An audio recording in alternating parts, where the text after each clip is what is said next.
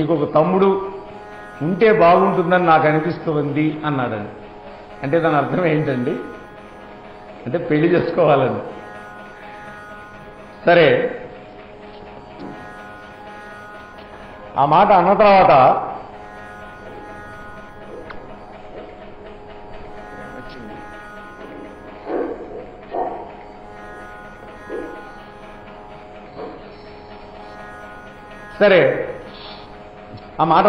భీష్ముడు ఓహో నాన్నగారికి వివాహం చేసుకోవాలనే కాంక్ష ఉన్నది అని అర్థం చేసుకున్నాడు.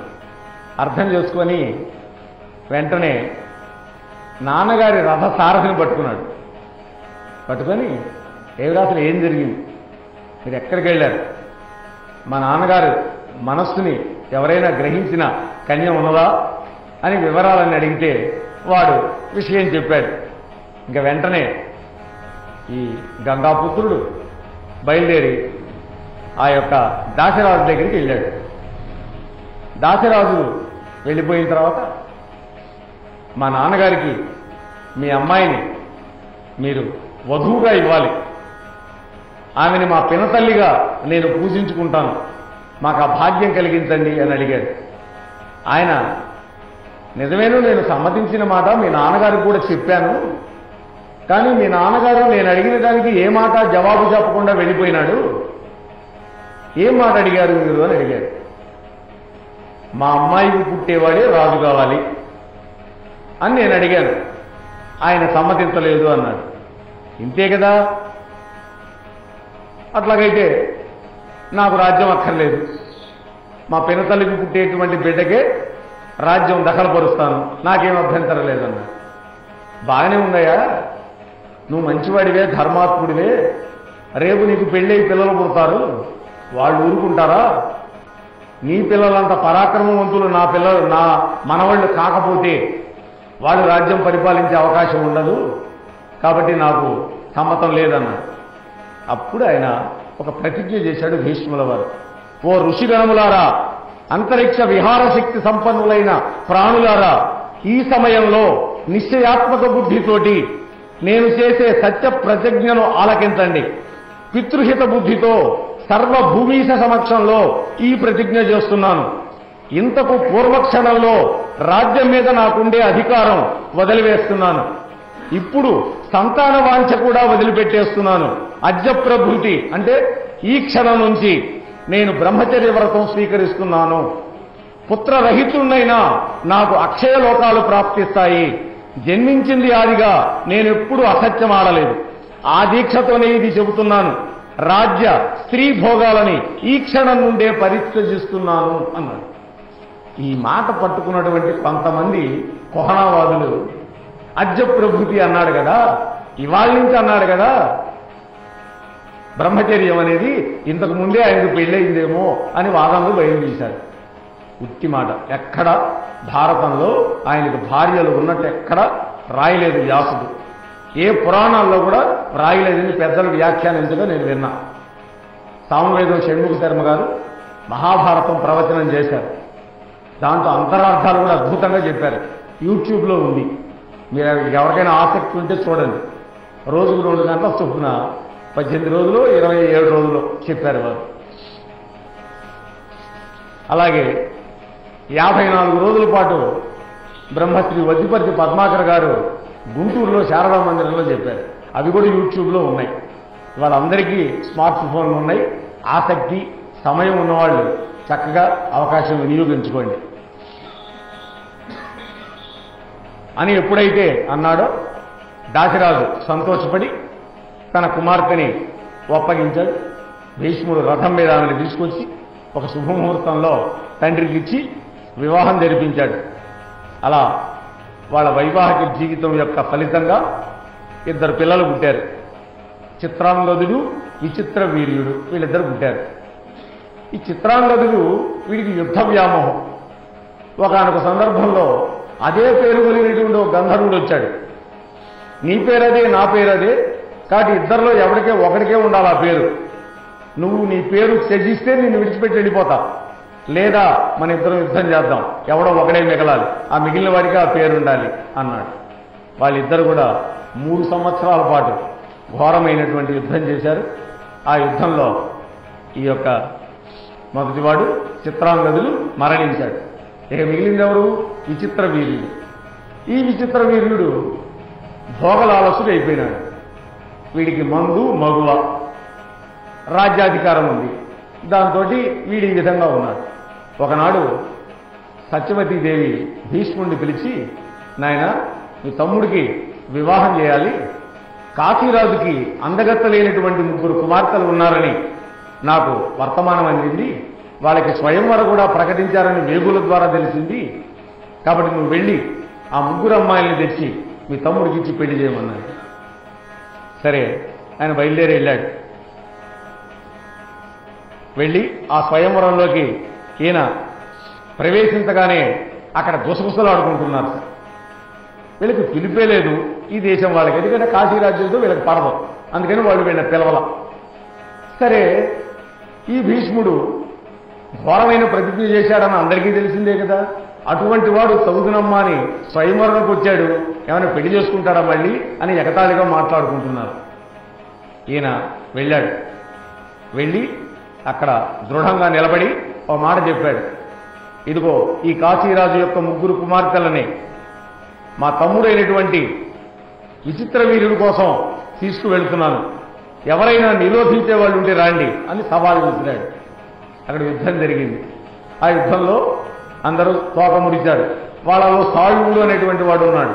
ఆ సాయువుడు అనేటువంటి వాడు ఈ పెద్ద కూతురు అంబ అనేటువంటి అమ్మాయిని వాడు ప్రేమించాడు. ఆమె కూడా వీడిని మనస్సులో ప్రేమించింది, కానీ తండ్రికి చెప్పలా, తల్లికి చెప్పలా.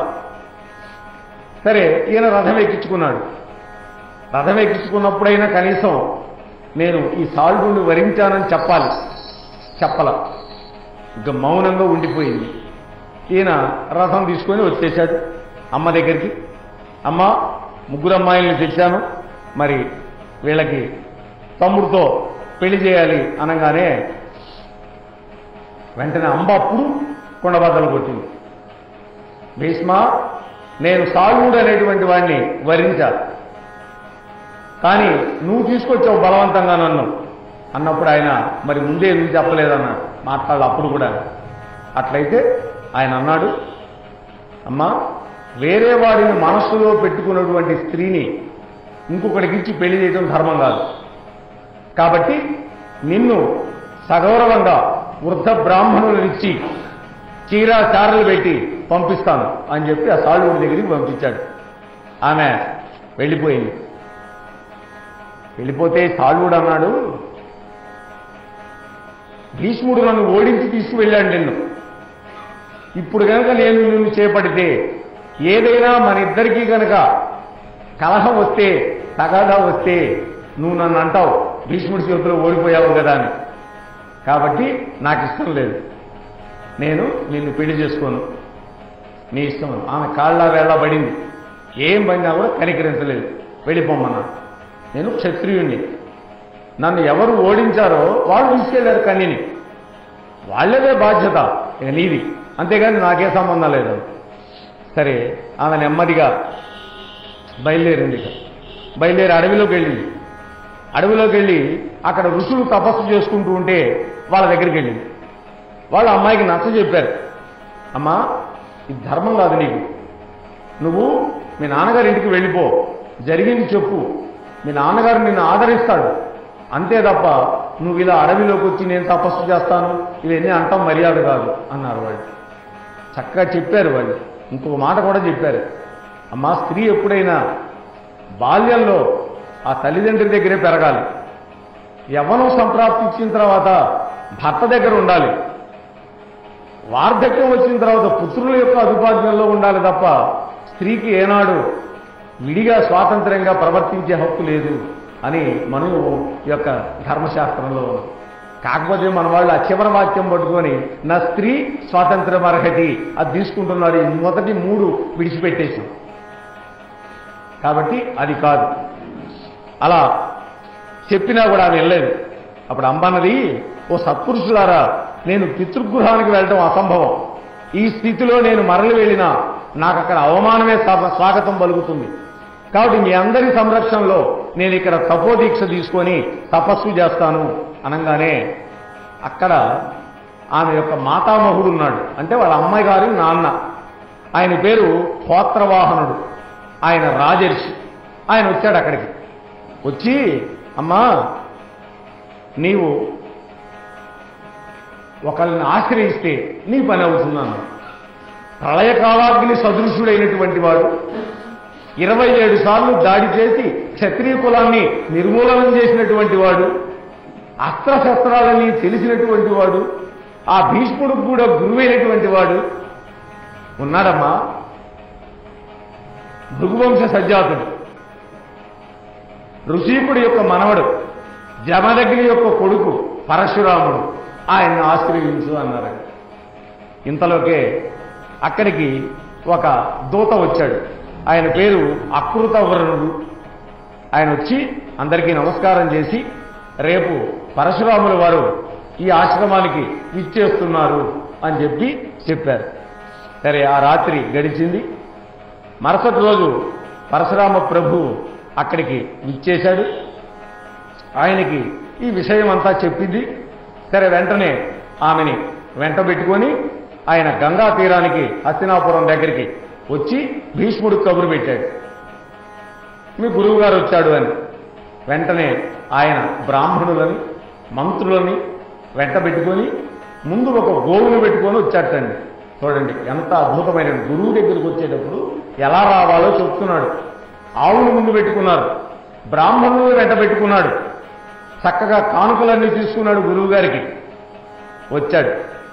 గురువుగారి యొక్క పాదాల మీద పడి నమస్కారం చేశాడు. చేసిన తర్వాత ఆ పరశురాముడు అన్నాడు, భీష్మ, నువ్వు ఆ రోజుల్లో కాశీరాజు గారి పిల్లల్ని పట్టుకొచ్చావు మీ తమ్ముడికి వివాహం కోసం. కానీ ఈ అమ్మాయి అంబ సాళ్వుని వరించిందనేటువంటి కారణంతో పంపించేశావు. సాళ్వుడు తిరస్కరించాడు. నువ్వు తెచ్చావు కాబట్టి నువ్వే వివాహం చేసుకో అన్నాడండి ఆయన. ఆయన అన్నాడు, కనుక ఆ మాట అనగానే, మునిశ్రేష్ఠ, ఇప్పుడు ఈమె కళ్యాణం నా సోదరులతో జరగడం అసంభవం, నాతో అంతకంటే అసంభవం. ఎందుకంటే నేను దేవతల సాక్షిగా, అష్టదిక్పాలకుల యొక్క సాక్షిగా ప్రతిజ్ఞ చేశాను మా నాన్నగారి కోసం. మా నాన్నగారి కోసం నేను ప్రతిజ్ఞ చేయడం వల్ల మా నాన్నగారు నాకు 2 వరాలు ఇచ్చాడు. అందరూ మనం ఒక వరమే అనుకుంటాం, 2 వరాలు ఇచ్చాడు. ఒకటి స్వచ్ఛంద మరణం, అంటే నేను ఎప్పుడు కావాలంటే అప్పుడు ప్రాణాలని విడిచిపెట్టగలగడం, అంటే నా ప్రాణాలు నా అధీనంలో ఉంటాయి. రెండోది, యుద్ధంలో ఏనాడు నీకు అపజయం ఉండదు అన్నట్టు రెండో వరం. కాబట్టి నేను మా నాన్నగారికి ఇచ్చినటువంటి మాట వల్ల నేను వాళ్ళు వివాహం చేసుకునే పరిస్థితుల్లో లేను. మీరు గురువుగా చెప్పినా సరే అవకాశం లేదు. ఎందుకని? ప్రతిజ్ఞ క్షత్రుడి యొక్క ధర్మం. ప్రతిజ్ఞ పాలన అనేది నేను దానికి కట్టుబడి ఉన్నాను. అలనాడు రామచంద్ర ప్రభువు కూడా అరణ్యంలో ఉన్నప్పుడు కౌసల్యాది 3 తల్లులు, భరతుడు అందరూ వెళ్ళి అందరు బతిమిలాడినా కూడా రాముడు వినకపోతే కైకేయి కూడా చెప్పింది, వరాలు కోరుకుంది నేనే ఉపసంహరించుకుంటున్నాను రా అని. రాముడు ఒక్క మాట అన్నాడు, అమ్మా నువ్వు ఆ మాట అన్నా సరే, మా నాన్నగారికి మాట ఇచ్చాను, పితృవాక్య పరిపాలన అన్నిటికంటే ప్రధానమైన కర్తవ్యం నాది, అందువల్ల నేను వచ్చే అవకాశం లేదు. ఎందుకో తెలుసా? నేను కనుక ఇవాళ ఇలా వచ్చేస్తే మా నాన్నగారు నేను చేసినటువంటి పని వల్ల, అమృత దోషం వల్ల ఉత్తమ గతులకు దూరం అవుతాడు అన్నాడండి. ఇది గుర్తుపెట్టుకోవాలి. ఇది రాముడు చెప్పిన మాట. అయోధ్యకాండ ధర్మ ప్రధానమైన గొప్ప కాండ. ఆ కాండలో రాముడు చెప్పినటువంటి మాట. కాబట్టి భీష్ముడు కూడా అదే మాట చెప్పాడు. అయితే నువ్వు నా ఆజ్ఞను తిరస్కరించినట్లయితే మంత్రి బాంధవ సమేతంగా నిన్ను వధిస్తానన్నాడు. పాపం బ్రాహ్మణుడి మీద, అందులో ఆయన క్షత్రియుల మీద మహాపగ. ఎందుకని? వాళ్ళ నాన్నని కార్తవీర్యార్జునుడు వధించాడు కాబట్టి. సరే, భీష్ముడు ఎంతో బతిమిలాడాడు, శాంతింపజేయడానికి ప్రయత్నించాడు. మహాత్మా, నాతో యుద్ధం చేయవలసిన అవసరం మీకేమొచ్చిందండి అని కూడా అడిగాడు. అప్పుడు పరశురాముడు, భీష్మ, నన్ను నీవు గురువుగా భావిస్తూ కూడా నా ఆజ్ఞానుసారం ఈ కాశీరాజు పుత్రుని గ్రహించడం లేదు. ఈమెను గ్రహించే వరకు నేను శాంతించను అంటే భీష్ముడు అంటున్నాడు, బ్రహ్మర్షి, ఈ విషయంలో మీరు నన్ను ఇక నిర్బంధించద్దు, ఇది జరగదు. మీరు నాకు గురువులని ఎంతసేపు నేను శాంతంగా ఉన్నాను. ఈమెను ఇంతకు పూర్వమే మేము ఈమె అధీష్టానుసారం విడిచిపెట్టాం. ఆమె కోరింది సాధువుల్ని ప్రేమించానని, వెళ్ళిపోమన్నాం. కానీ అన్యపురుషుణ్ణి ప్రేమించే స్త్రీ అనర్థాలనే కలిగిస్తుంది, ఇది గుర్తుపెట్టుకోవాలని. ఇప్పటికీ మనం చాలా చూస్తున్నాం. నిశ్చితార్థాలు అయిన వాళ్ళు వెళ్ళిపోతున్నారు, పెళ్లిపీటల మీద వెళ్ళిపోతున్నారు, అనర్థాలు. కాబట్టి వజ్రహస్తుడు వచ్చి ఎదురు నిలబడ్డా నేను ధర్మ పరిత్యాగానికి అంగీకరించనన్నాడు. వజ్రహస్తుడు అంటే దేవేంద్రుడు. ఇప్పుడు ఇంకా తమ చిత్తం కర్తవ్యాకర్తవ్యాలు తెలియక అక్రమ మార్గాన్ని వచ్చినట్లయితే గురువును కూడా విడిచిపెట్టాలని శాస్త్రాలు చెబుతున్నాయి అన్నాడు. ఏమి మాట్లాడుతున్నాడండి భీష్ముడు? అక్రమ మార్గంలో వచ్చారు మీరు, అటువంటి వాడిని గురువైనా సరే విడిచిపెట్టాలని శాస్త్రాలు చెబుతున్నాయి. ఇంతవరకు గురువులని భావించి గౌరవపూర్వకంగా సన్మానించాను, అయినా మీరు ఆ గౌరవాన్ని నిలుపుకోవడం లేదు, కనుక యుద్ధం తప్పదు. తమతో సమరం ఉచితం కాదని ఇంతవరకు ఈ తీవ్రతను సహించాను. విప్రుడు కూడా ధనుర్బాణాలను ధరించి క్రోధమూర్తి అయి క్షత్రియుడిలాగా వస్తే అతన్ని వధిస్తే బ్రహ్మహత్యా పాతకం లేదన్నాడు. ఇది భీష్ముడు చెప్పింది. బృహస్పతి దగ్గర పొందినటువంటి జ్ఞానం, వశిష్ఠ మహర్షి దగ్గర పొందినటువంటి జ్ఞానం, అటువంటి జ్ఞానంతో అథారిటేటివ్గా చెబుతున్నాడు భీష్మ పితామహుడు. సరే, కురుక్షేత్రంలో యుద్ధానికి మనం సన్నద్ధం అవుతాం అని చెప్పి గురువుగారికి నమస్కారం చేసి వెళ్ళిపోయినాడు భీష్ముడు. తల్లితో చెప్పాడు, సత్యవతితో, అమ్మా ఇలా జరిగింది అని. వెంటనే తల్లికి నమస్కరించి తల్లి యొక్క ఆశీస్సులు పొందాడు, బ్రాహ్మణుల యొక్క ఆశీస్సులు పొందాడు. వాళ్ళకి చక్కగా దానాలు ఇచ్చాడు, దక్షిణ సహితంగా గోవులను ఇచ్చాడు. ఇవన్నీ చేసి రథారూఢుడై ఆయుధాలన్నీ పెట్టుకొని చక్కగా ఆ కురుక్షేత్ర ప్రాంతానికి వచ్చాడు. అప్పటికే ఈయన కూడా రెడీగా ఉన్నాడు. అప్పుడు గంగాదేవి వచ్చింది. వచ్చి, నాయన ఏమిటి దుస్సాహసం? ఆయన గురువు మీదకి కాలు లోవడం తప్పు కదా అని తల్లి అన్నది. తల్లికి నమస్కరించి, అమ్మా, క్షత్రియుడు అనేవాడు ఒక ప్రతిజ్ఞ చేసినప్పుడు దానికోసం అవసరమైతే యుద్ధమైనా చేయాలమ్మా, అందువల్ల నేను యుద్ధానికి దిగాను తప్ప నీ పుత్రుడు అసమర్థుడు కాదు, అధర్మాత్ముడు కాదు అని చెప్పి తల్లితో అన్నాడు. ఇక ఆమె ఈయన చెబితే వినడని పరశురాముడి దగ్గరికి వెళ్ళి, మహాత్మా, మీరు బ్రాహ్మణులు, బ్రహ్మర్షులు, తపస్సంపన్నులు, కోపాన్ని జయించినటువంటి వాళ్ళు, అటువంటి మీరు కూడా మీ శిష్యుడి మీదకే కాలు ఇవ్వడం మీకేమైనా గౌరవంగా ఉంటుందా? మీరైనా తగ్గండి అని ఆయన అన్నాడు, నేను చెప్పిన ఆజ్ఞ మీరాడు నీ కొడుకు, గురువాజ్ఞ మీరాడు కాబట్టి నేను యుద్ధానికి వచ్చాను, నా మాట వినమని చెప్పు, అప్పుడు నేను యుద్ధం చేయను అన్నాడు. ఇంకా ఆమె వల్ల కాక వెళ్ళిపోయింది.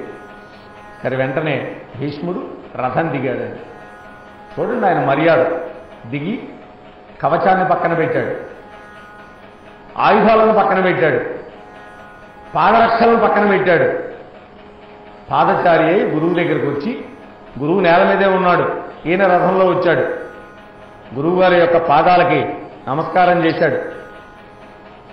గురువుగారు, నన్ను ఆశీర్వదించండి, చేయగలగాలి అన్నాడు. నా మీదకి యుద్ధానికి వచ్చి నేనే ఆశీస్సులు అందిమంటున్నావు, యుద్ధం చేయిపో అన్నాడు ఆయన. ఈయనన్నాడు, నేను రథం మీద వచ్చాను, మీరు కింద నిలబడి ఉన్నారు, ధర్మం కాదది, ఇద్దరం ఒకే విధంగా ఉండాలి. అలనాడు రావణుడు రథంలో వస్తే రామచంద్ర ప్రభువు పాదాల మీద నిలబడి యుద్ధం చేస్తుంటే ఆంజనేయ స్వామి వచ్చి ఆయన భుజాల మీద ఎక్కించుకుని యుద్ధం చేశాడు. చివరి దశలో మాతలి రథం తీసుకొని వచ్చాడు దేవేంద్ర లోకాల నుంచి, ఆయన కూడా రథం వచ్చింది. కాబట్టి సమ స్థానంలో ఉండి యుద్ధం చేయాలి అని అంటే ఆయన అన్నాడు, చూడండి, పరశురాముడు అంటున్నాడు, ఈ భూమియే నాకు రథం, వేదాలే నాకు 4 అశ్వాలు, వాయువే నా యొక్క రథసారథి, గాయత్రి మంత్రమే నా కవచం. కాబట్టి నాకు ఇంకేం అవసరం లేదన్నాడు. అది బ్రాహ్మణుడి యొక్క గొప్ప. గాయత్రి మంత్రం నాకు కవచం అన్నాడు అని యుద్ధం చేయపోమన్నాడు. భీష్ముడు రథం ఎక్కాడు. 3 బాణాలు గురువుగారి యొక్క పాదాల దగ్గర పడేటట్టు కొట్టాడు. వాటిని నమస్కార బాణాలు అంటారు.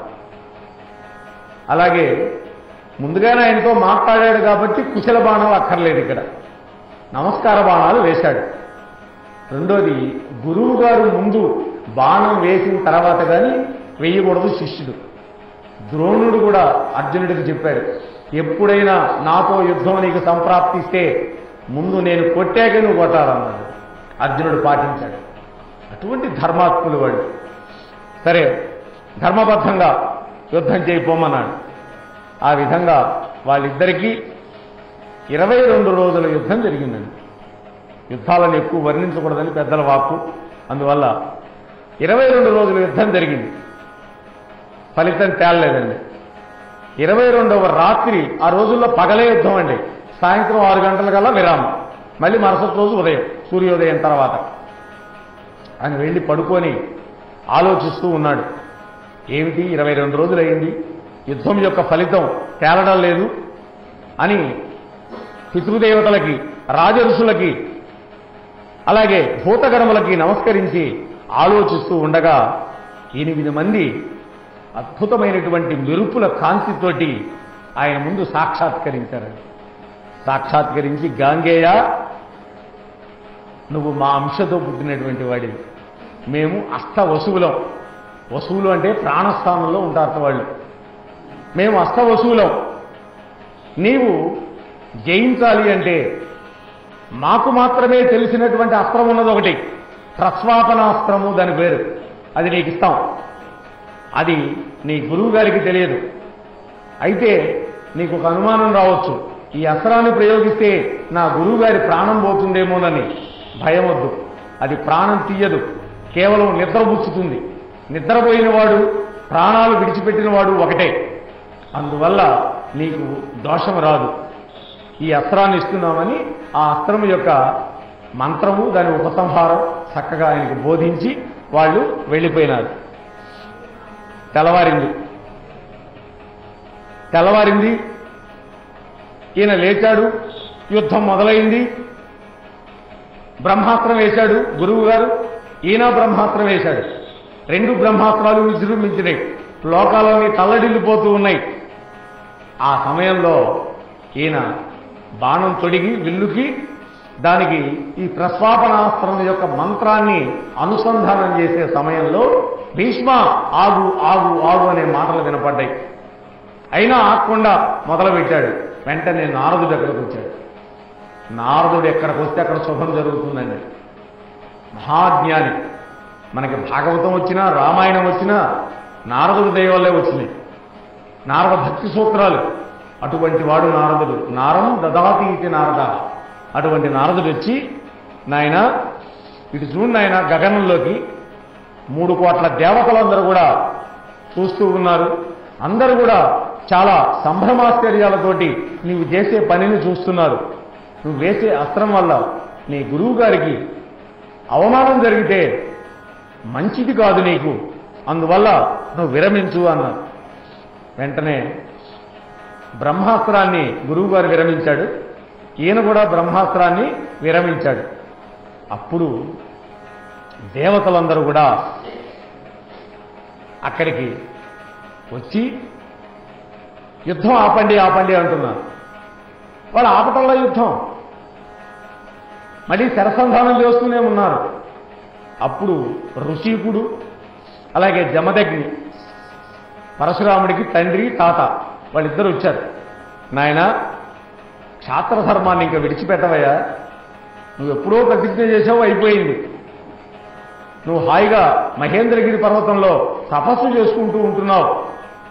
ఇంకా ఈ పని నీకొద్దు అని చెప్పి వాళ్ళు చెప్పారు. ఇంతవరకు మన ఛానల్కి ఎవరైనా సబ్స్క్రైబ్ చేసుకోకపోతే ఇప్పుడే ఈ క్షణమే సబ్స్క్రైబ్ చేసుకుని ఆ పక్క నుండి బెల్ బటన్ మ్రోగించి మమ్మల్ని ప్రోత్సహిస్తారని మనస్ఫూర్తిగా కోరుకుంటూ, సర్వే జనా సుఖినో భవంతు, లోకా సమస్త సుఖినో భవంతు. ధన్యవాదాలు. స్వస్తి.